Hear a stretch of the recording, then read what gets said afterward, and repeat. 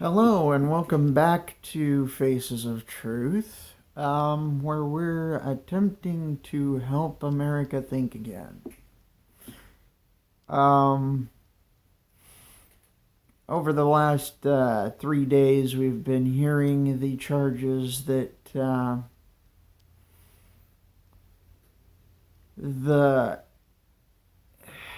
clique of nattling fools in Congress has come up with against Trump. The charges are obstructing Congress and abuse of power.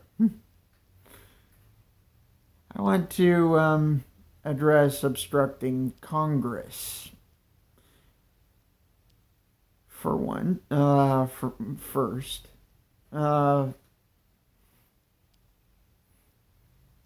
it's a constitutional prerogative of the president to call Congress on the carpet for any unconstitutional action. They call it a veto. You veto legislation. So basically, that would be considered an obstruction of Congress. As far as I'm concerned, Congress has not had any of its legislation vetoed yet, and vetoing is not an impeachable offense. Misuse of power. So, this particular allegation is given to President Trump because he is doing his executive responsibility of meeting diplomatically with executives of other countries to try and peaceably resolve differences. And for some reason, Democrats are extremely prejudiced against any Russian officials. Russia isn't even communist anymore, or at least the last time I checked, it wasn't communist. It wasn't even a rival. I mean, heck, it's been since the Bush administration, the first Bush administration, that they haven't even been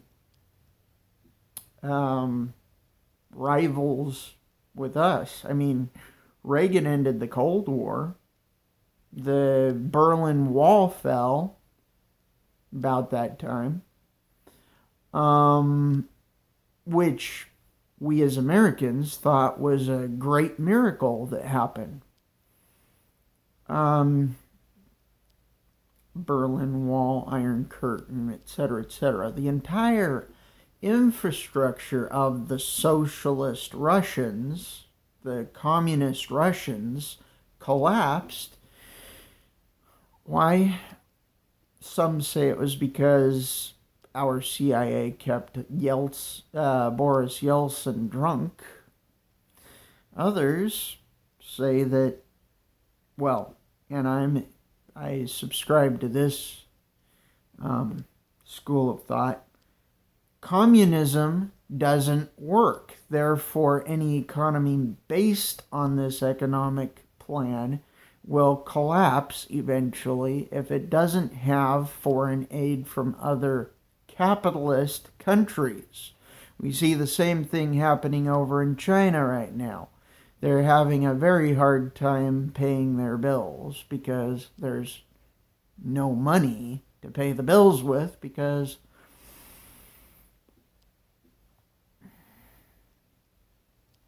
they're trying to placate their citizens by throwing them table scraps, just like the Democrats like doing with us. They buy off voters with benefits. that are not nearly as much money as they get from taxation.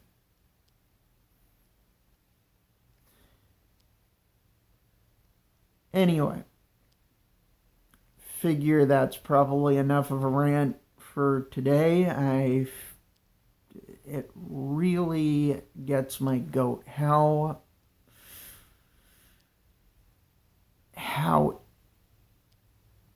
obsessed they are with taking down a man who seems to actually be doing our country some good. Trying to stay within his executive powers to diplomatically solve problems, to maintain control of our military in case things get out of control with foreign powers. Attempting to make sure that those that the Democrats unlawfully imprison are released to live their lives as they should be able to make sure that all of our rights are defended, and to make sure that the bureaucracy cannot abuse our rights. Now, this was exactly the way that our country was set up with to begin with. If the executive saw abuses happening by the legislature, he could call them on the carpet or stand in the way of them being able to perform measures that would infringe on our rights as citizens. That is his responsibility. If the commander-in-chief was doing anything to violate our rights, the Congress could call him on the carpet for it and impeach him. But he hasn't been. If the judiciary did anything to infringe on the citizens' rights to life, liberty, or property, they could be called on the carpet for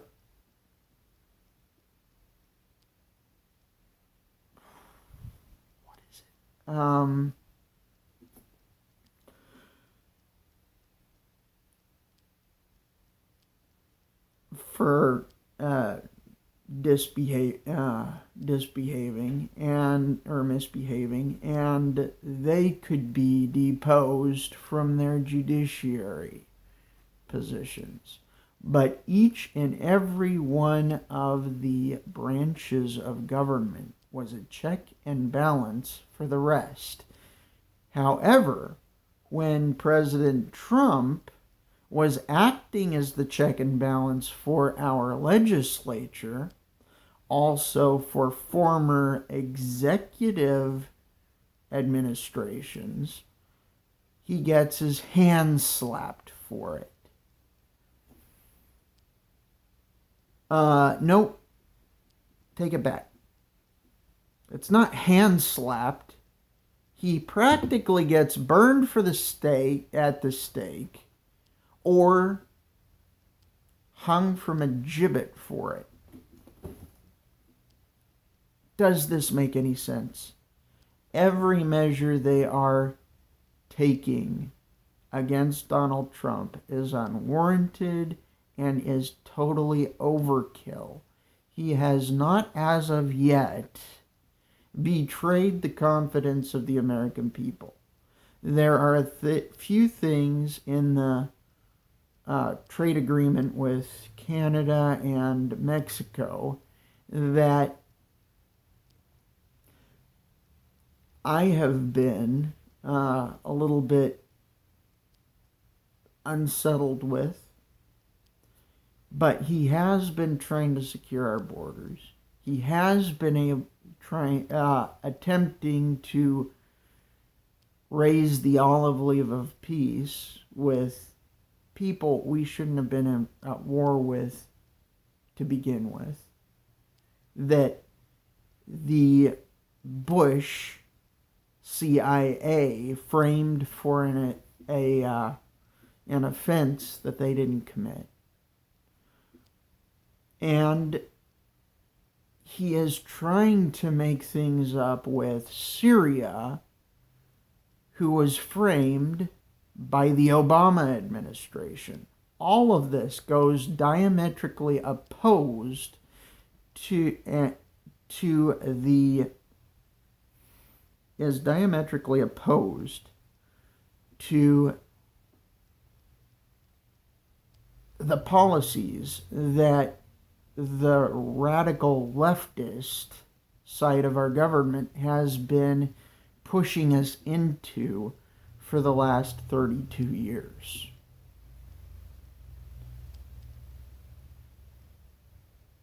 If we don't get control of the radical left again, we are going to suffer and die as a nation.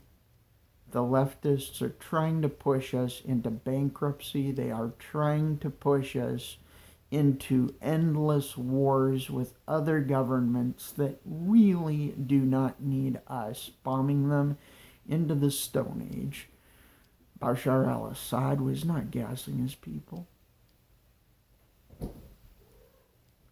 He was framed by ISIS fighters to look like he was gassing his people. It was the ISIS fighters that were gassing his troops and civilians.